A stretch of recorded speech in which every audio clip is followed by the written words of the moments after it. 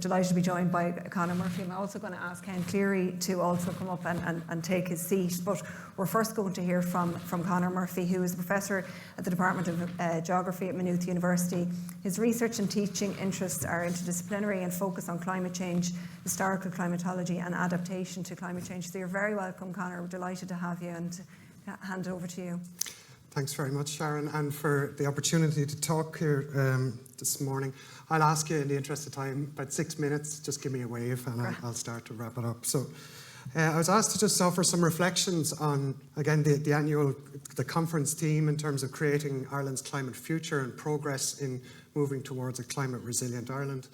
And a key part of climate action dominating the news again this morning, not in a good way, are issues of mitigation and rising greenhouse gas emissions, but an equally crucial part, as we've heard, is around adaptation and responding to the impacts of climate change. So I thought I'd take a few minutes to reflect on where we're going with resilience and adaptation, progress we're making, and some things we might need to critically reflect upon and think about. An interesting place to start, I guess, is our national climate policy in Ireland aims as a fundamental national objective to achieve transition to a competitive, low-carbon, climate-resilient and environmentally sustainable economy by 2050. It's a useful point in time to stop and think about what we mean by resilience. It's a big term. It's used a lot. What does it tell us about what adaptation to climate change should look like and the lessons we can learn about resilience or lack of resilience in other parts of our economy and society? I think a good definition of resilience that's often used is the amount of change that a system can undergo and still retain the same function and structure while maintaining options to develop. A lot of what we talk about in creating climate resilient futures is about that, undergoing change in the context of extremes of climate change, maintaining function and continue to develop. And I think it's useful also to think about where we are as a society at the moment in terms of resilience. Paul has talked about the dramatic rise in population we've seen, the pressures on services. We've seen from the COVID crisis how precarious our health system has been in terms of water systems, a lack of investment over many decades, how precarious we are from the extreme drought in 2018. We have a look at other systems, biodiversity, degradation in peatlands. So we're starting from a precarious position where even a small change can create large-scale implications. And I think it's also useful to think about critiquing the idea of resilience. When we talk about adaptation in the future, if resilience is about maintaining the status quo, what does it mean about the underlying social and ecological vulnerabilities? Our national climate target is framed on economy. What about societal vulnerability and the human dimensions? And it's also important to think about that vulnerability is not static.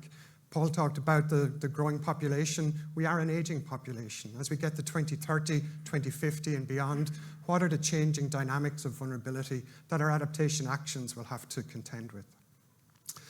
And I also think it's worth thinking about the future when thinking about resilience in terms of the kinds of future we expect. In terms of the operational bounds around resilience, where you have high adaptedness, where systems are highly tuned to a small range of conditions, they are not resilient. They are subject or exposed to high levels of vulnerability. So how do we ensure resilience? So we need to increase our operational bounds, the ranges of change we're thinking about that our systems can deal with.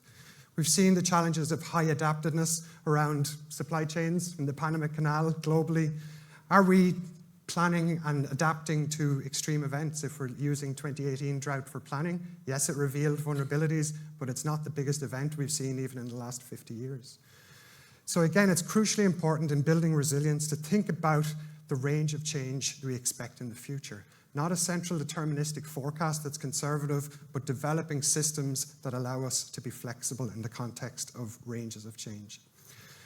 We are talking about our National Development Plan, Project Ireland 2040, lots of investment in terms of infrastructure into the future.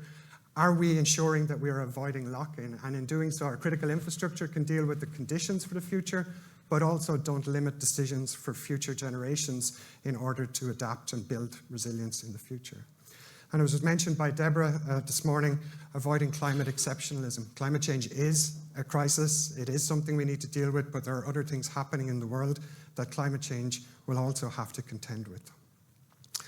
To give you an indication of how important it is to build flexibility in our water sector, we have, for example, finished some research recently around projected changes in low flows in Ireland across many catchments.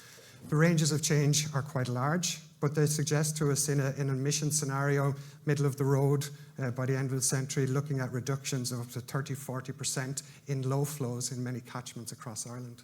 With growing population, increasing water demand, already precarious water resource systems, how do we ensure resilience to those kinds of ranges of change? Because water is crucial to economy and it's crucial to society.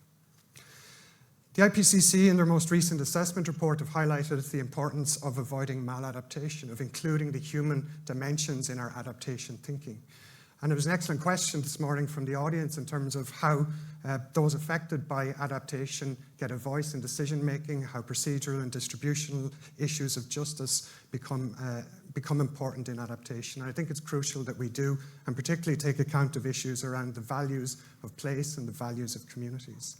What we're finding, and the international research is finding, is that things like attachment to place, the connections that individuals have with people and the environment in which they live, is fundamental to their identity around place, the sense of pride associated with belonging to villages, towns, cities, the friendships people have, the networks that exist within them. And place attachment and that sense of place is crucial to well-being at an individual level and at a community level. But what we're also finding is that if we can harness place attachment, that sense of pride in place, it can also shape adaptive responses and help build resilience. Place attachment can inspire citizens to take active participation in decision-making and to build adaptive capacity, where it's harnessed correctly and respected. Where place attachment is threatened, it can create barriers, reticence to engage in decision-making and push people back. An excellent example is flood planning in Clontarf back 10 years ago. It's an image of the population of Clontarf in protest against proposed flood defences on the promenade. Represented a narrative was, how fussy people are about their sea view, but this was an intervention that could have transformed place that was so important to people in that community. And we see it in the adaptation decisions that we've already been taking. This is Courtown in County Wexford, where I'm from, the beach that I remember from a couple of decades ago in my childhood on the left-hand side to what it is at present. How decision-making around adaptation can actually be damaging to communities. We need to move beyond assuming that adaptation is only a good thing. Here, the installation of rock armour by the powers that be was actually seen as more destructive to that beach, to that community's sense of themselves, to their local economy, their local environment, than the coastal erosion itself. So what voice are people having in decision-making around adaptation? Adaptation affects place. Place is crucial to well-being and to future adaptive capacity. To finish up then, where we're going with adaptation in Ireland, we've been making a lot of good progress. We have our first sectoral adaptation plans. Local authorities have their adaptation priorities and plans. But we do need to scale up what we're doing. The messages that Deborah mentioned from the IPCC this morning are equally valid to Ireland. We need increased coordination, reporting, prioritisation, resourcing and mainstreaming to scale up what we're doing around adaptation. We need to move the narrative away from even the public imagination that climate action is just mitigation. We need to adapt to the impacts of climate change. But we also need a distinct vision of what we mean by a climate-resilient Ireland. Mitigation has these clear targets and objectives. With adaptation, that's more difficult to define. With a national priority of a climate-resilient Ireland, what does that mean? What are the targets? What does success mean so that we can track where we're going and make sure that we get there? We need to increase our focus on the social and human dimensions of a just resilience. It's not just thinking about just transition and reducing greenhouse gas emissions, but just decision-making where people's voices are included and outcomes are very much focused on local. We tend to have an overly technical focus on adaptation at the moment. Critical infrastructure is crucial. Paul mentioned the demands placed on critical infrastructure. What are our performance expectations in the future? What kind of failure rates are we satisfied with? These are important questions that determine what success looks like in terms of critical infrastructure. Again, around critical infrastructure, because it's so important, we need to ensure we're not planning to a conservative future or a narrow range of change, but that we're stress testing our decisions that are made today to a range of extreme events, to high-impact futures, to make sure that the infrastructure, the resources we depend upon are capable of functioning in a changed world. We need to plan for flexibility, develop robust solutions and pathways rather than trying to optimize and narrow a focus on a deterministic future.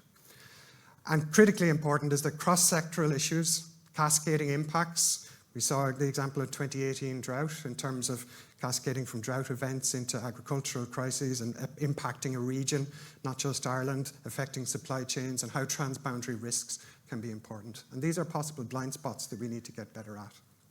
And I leave with that last slide for prompting some discussions. This is from the IPCC and what climate resilient development might look like. Deployed across all components of governments, involving all levels of civil society, integrating different knowledge perspectives, not just science, but practical, practitioner-led knowledge, and importantly, local knowledge.